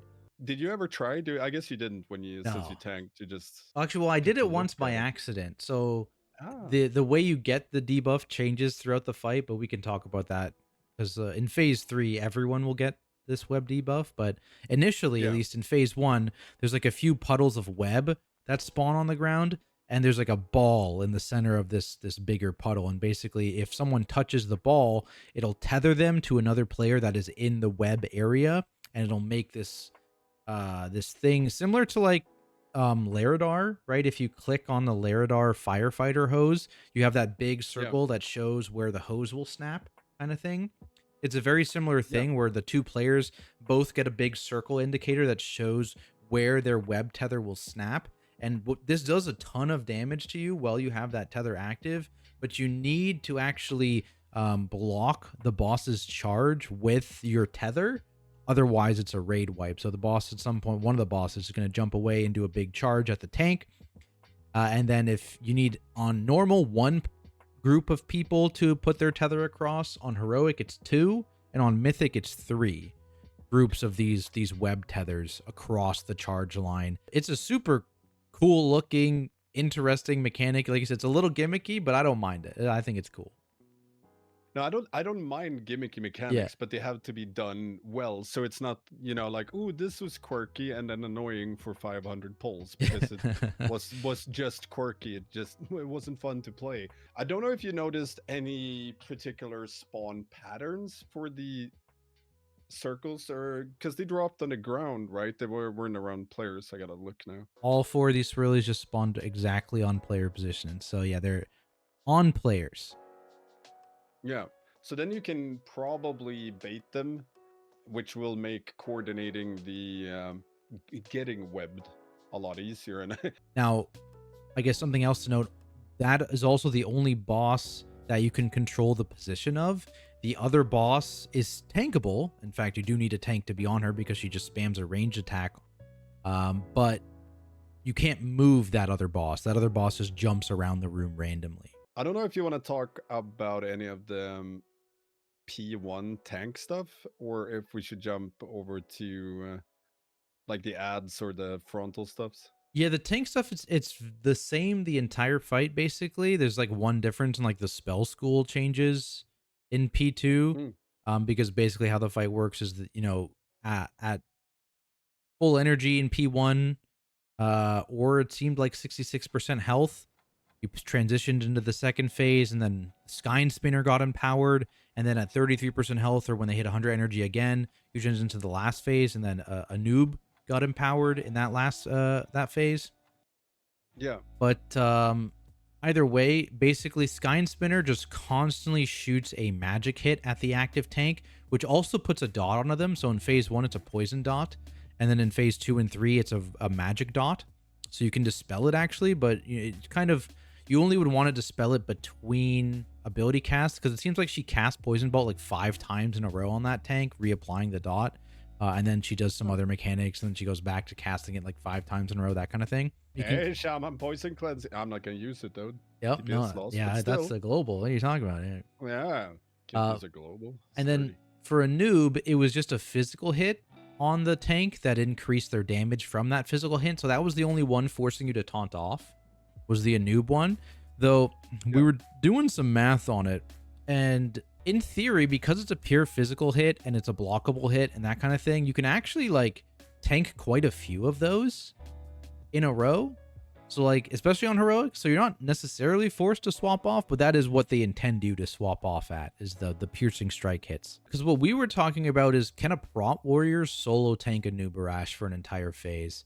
Because I believe he's like, he doesn't do too many casts of that ability. Yeah, and so it looks like there's 4 casts in each phase. The boss does 4 casts of that tank buster ability, the physical one. And so in theory, like if you were to run a prot warrior, because we're talking about tank comps and stuff like that, like a prot warrior could probably take 3 of those hits, then you'd only need another tank to take 1. Yeah. Because a prot And warrior, that could be an intervening. yeah, I mean, it could be. Pop. It could also be you just have the other tank take the first one of the fight, which happens quite early, and then you take the rest of the phase. Do you really trust tanks to do things? True, that is true, actually. Yeah, I guess we'll see where they end up tuning wise, because they can always crank that up Yeah, if they feel like exactly. it, and do it into a 500% damage increase, and then Yeah, get screwed. But then moving on in phase 1, we also have the poison circles that Yep. just seem to target random players and do a little spread out. They didn't seem to do that much. It's just your rando raid damage, and don't stack on other players unless you wish them harm. Yep. I know I stacked on the tank a couple of times for that reason. Yeah, they deserve it. Yeah, they like to be punished. They could take it. So that one didn't seem like a major mechanic to really care about, just pre-spread before it goes out. But then we had the bugs. That was a little weird. So from what I could see, they just fixated on players, and if they reached the player, they smacked the player a bit. It didn't seem to do much more than that, but I could be mistaken. Yeah, they applied a debuff as well, like a damage taken increase debuff. So you probably don't want to ever actually be hit by them. And they were fully CCable for a bit. I think at some point they're supposed to enrage. But it seemed pretty straightforward. So basically, like the anub'arash does like I think he spawns some, and then he does like a frontal attack at a random player. So you're trying to avoid the frontal. And then you're also trying to see who's fixated and get away from your scarab. And then this is actually a situation where individual grips are very, very good. So like even a DPS DK could be good to kind of like grip those ads either together or onto one of the bosses, that kind of thing. Just so you can easily like stun them, slow them, and cleave them down. But that is just phase 1. Yeah, We've got 2 we more got phases to go. First intermission is the Shatter Existence, so where Anub burrows down and Skyne Spinner jumps into the middle and starts blasting out voidy web cones that hurts a bit and knocks you back, but it did actually not on heroic at least flat out kill you. Yeah, the dance was a little interesting too, because the room gets divided, at least on heroic, into, what is this? 6, 8 spots. There you go. It's divided into 8. Counting is hard. But basically it goes in waves of 2. So there's 4 different waves of webs, and they detonate in order after they've spawned. So you want to try and stand next to, the web that is detonating first. but not if it's the web that's detonating second, because you can actually get cleaved if you are slow, and it's expected that maybe this detonates faster on Mythic, because on normal it was slower than Heroic when we were doing testing.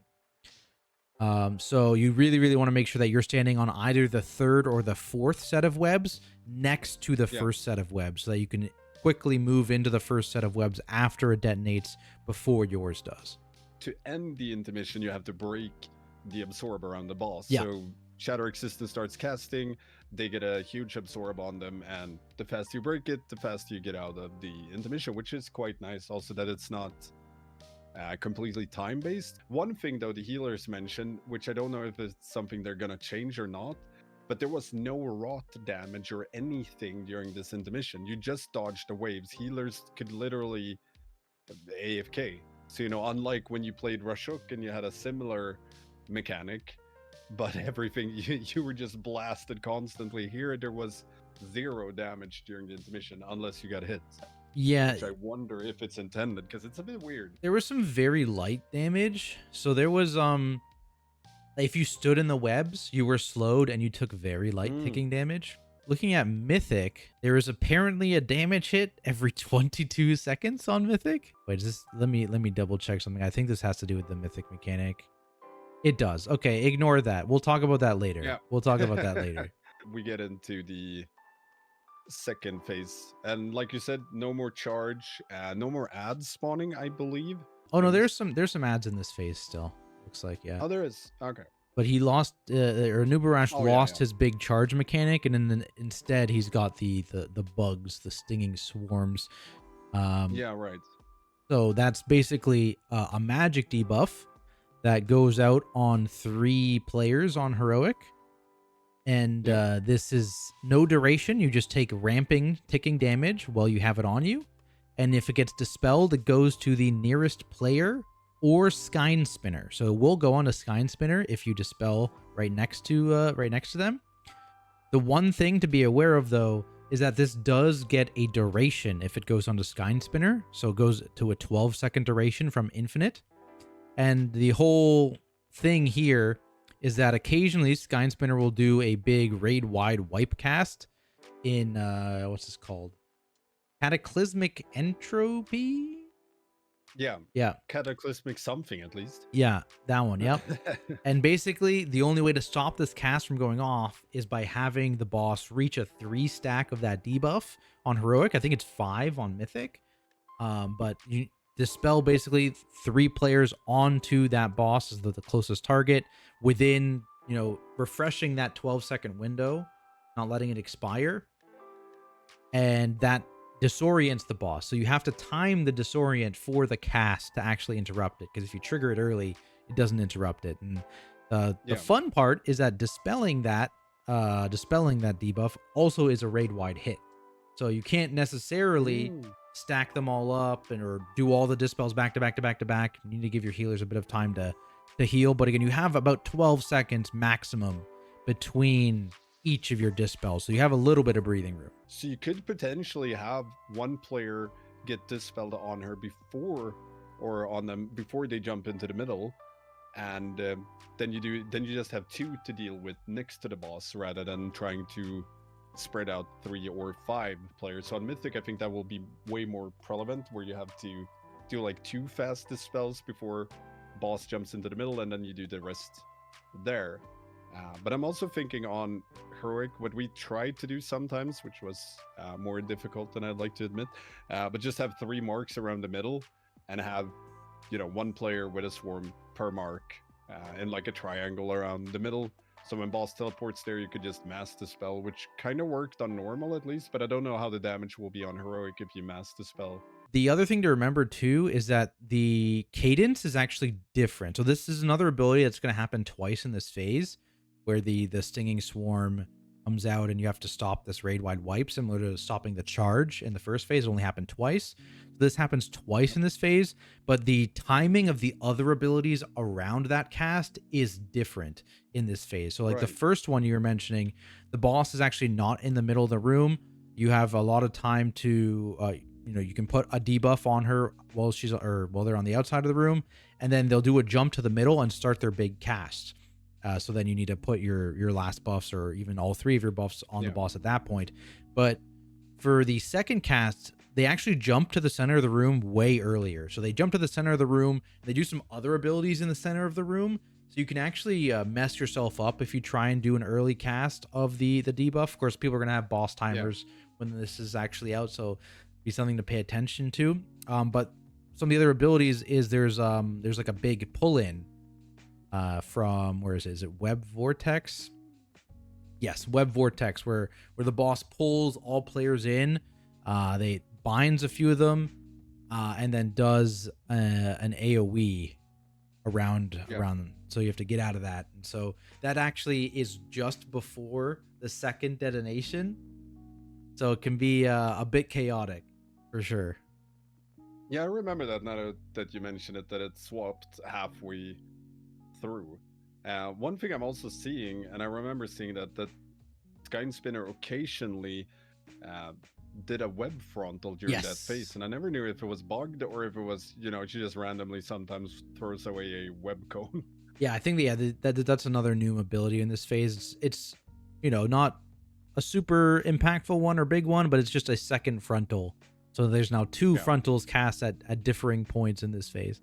Also, I'm noticing on mine, like when a Skyne Spinner pulls us in, one player, or it looks like that on my screen, gets a big white circle around them. I don't know if that's an indication where you're going to snap your web, That or is, if yeah. it's... That's the web snap indication. So actually what happens when you get gripped in by Skyne Spinner in this phase and in the last phase is it binds, it seems like, the whole raid. So everyone gets bound to a buddy. Just like in the first phase, if you were getting bound to make the webs to stop the charge, this does the same Yeah. thing but to a random player. And this is how you would stop the charge when it comes back in phase 3. You have to have not everyone snap their webbing after that happens, and then the people who don't snap can go and block the charge. In phase 2, it doesn't matter, right? Because you're not stopping a charge. Yeah. But yeah, in phase 3, we definitely had to make sure, okay, everybody, if you're assigned to one of these people, make sure you don't instantly snap your thing. So when we hit 33% or full energy again, they will jump into the middle, or this time it's a noob jumping into the middle and Skyne Spinner sneaking into the void, I guess. Something like that. Avoiding us. So this one was interesting. When I tried it, it was the freeze flag day. Oh, yes. So we'd get, rando 3 to 5 seconds freeze flag, and that intermission was crazy fun trying to do that. Yeah, it's basically a We're bunch lagging. of random sized, random positioned Kurog circles, right? Yeah. And if you get hit, you get impaled by the spike, and people have to break you out, or you have to use like an immunity to get out. But yeah, it was really cool looking. If we weren't Yeah, I lagging the love entire this time. one. There was some really rude overlaps I noticed. I don't know if it will be RNG, how they spawn, or if it'll be, predictable. Yeah, it was hard to tell. But some of them were... I remember one overlap. I think I have footage of it somewhere, but it was just mean. It was just really rude. But I really like the look of it, and you still got to try and maximize uptime, which is going to be, I guess, especially spicy for melee, to break the shield so you can get into phase 3 again. Yeah, but yeah, luckily this phase is pretty easy to explain because it's the same as phase 2, right? So Skyne Spinner is still the same empowered Skyne Spinner with the exact same abilities, and then anub'arash just has his charge again. So instead of having to only deal with one of the big mechanics, you now need to deal with both in this phase. So you've got to get the webbings, and you get the webbings now not from web puddles on the ground, but from that Skyne Spinner pull in.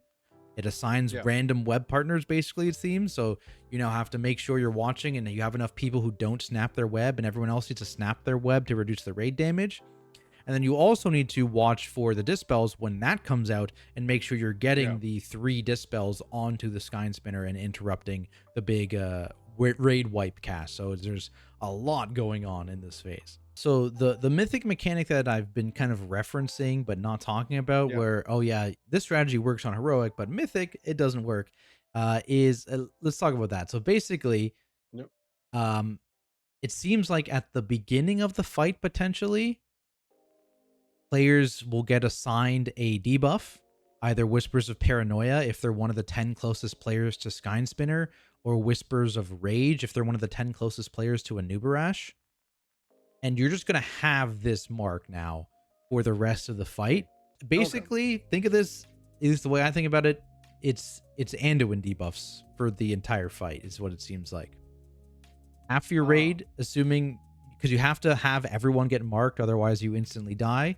So half your raid is going to have the blue mark from Skynspinner, and half of your raid is going to have the red mark from anub'arash. If you ever get within 4 yards of someone without your mark, you die.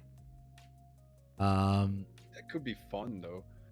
I mean, I have a hate-love relationship with mechanics like that, like the mechanic or Anduin mechanic or Star Yeah. Augur. Like I love them from an execution standpoint, but they're also so fucking frustrating to prog with. It's also for the whole fight, right? Like Anduin debuff was Yeah. only, you know, it wasn't that for everything. You know, this is going to be, it's I assume anyways, you're going to get this at the start of the fight basically. And you're going to have, you know, red team and blue team. But that's not the only thing this debuff does. So on top of this, you will get whenever there's raid damage. So some examples of the raid damage are the green circles we were talking about in phase 1.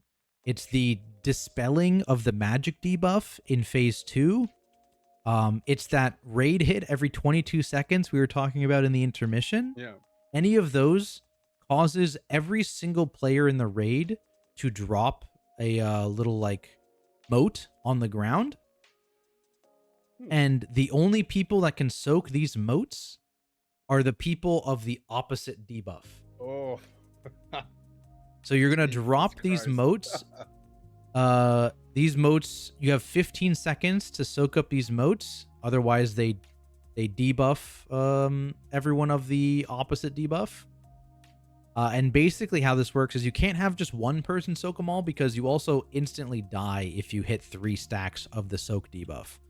So that sounds amazing and horrible at the same time. My brain is already trying to wrap itself around how you do X or Y mechanic, because like you said, in the intermission, then you get that 22 sec blast, and I assume it's only there to trigger that mechanic. Exactly. So you have to do moats while doing that. So not only does the entire raid or half the raid have to split from the other half during this mechanic, which somewhat rando puts out cones, so they have to do that without running into each other, but then also drop moats and do, as someone in chat said, a Denathrius orb flashback where you rotate the wrong way to pick up the opposite team's moats. I mean, that sounds awesome, but horrible too.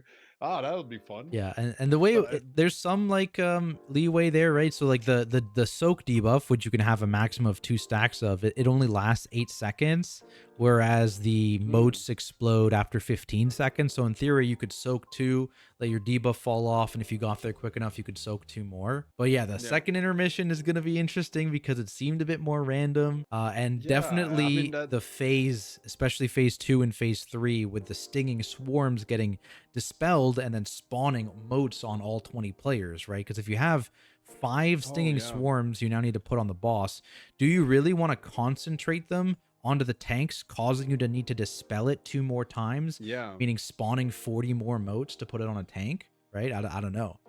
Yeah, no, on Mythic you would probably not do that. Yeah, it's just this boss fight, it sounds super cool. I am positive if it stays in the current state, this is going to be like Tindral levels of pulls. Yeah, that's what I'm thinking. I was like, okay, this will be fun to try, but I'm gonna enjoy watching Race the World first.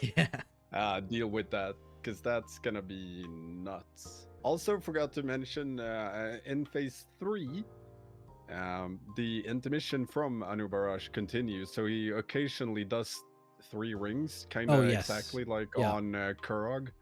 But it seemed to be kind of Smolderon-esque with the rings, because it didn't go, center, middle, far out. For us, it started, 1 in the middle, then far out, then center. Yeah, so he has that. That actually replaces his frontal, I think, right? Yeah, he doesn't do the frontal in Could the be. last phase. He does that ring thing. And then he also gained a group damage thing instead of the ads. So he no longer spawns ads, I think. Yeah. And instead he does an 8-second dot on the entire raid that ramps every second by 30% damage. So yeah, we Would didn't that mention trigger those, the but moats? no, it doesn't look like that triggers the moats. Maybe a bit too much. Maybe too much. Yeah. Let's see. Is the grip in triggering the moats? Let's see that. Yes, it does. Yeah. So the pull in, the web vortex pull in, which is also going to be interesting, Ooh. right? Because you're pulling Yeah. the entire raid in and half the raid is marked differently. So maybe you just have to be on opposite sides of the boss when that pull in happens. Otherwise, you instantly die. But when you get pulled in, you're also going to spawn a ton of moats. So So that's you going have to to be run good. back. The question is when the moat Yeah. spawns. Like, do they spawn when you land or as you're running out? Yeah, and so it looks like it's the wording of it, and what I would expect is that it drops the motes on your initial position, not on your pull-in position, because it says it deals the Yeah. damage and then draws players in. So I would expect it to be dropped, wherever you were. But still, yeah, And then you can control it. yeah, that's an interesting overlap for sure. Because Yeah. like we were talking about, the first dispel, at least on heroic, timings could change on mythic, but the first dispel comes shortly after the first web vortex on heroic. So you then need to Hmm. get your dispel stuff ready uh after that happens. Jesus Christ. Yeah, Yeah, it'll that's be. good. It's gonna be fun watching Race the World first, and then try it when it's nerfed. Yeah, I guess it'll get nerfed. Oh, for sure. Um, Otherwise, I don't think there was any other mechanic here that we Yeah. missed. I don't think so. Yeah, and I think that's all the mythic mechanics too. There's not a lot, but they Doesn't impact need to be if they're every well yeah, made. yeah, they impact everything. So No, at this point, just overall, I loved it from the start to the finish on both heroic and normal. It's really cool mechanics, really well made. yeah. Like everything made sense, even though it was incredibly hard. It wasn't, you could still kind of figure it out. Like, okay, this is obviously how they want it to be Yeah. played. But thanks again for joining. It was a ton of fun. Yeah, man. Likewise. It was thanks for reaching out. It was good. It's yeah, and I'm excited to do more stuff too.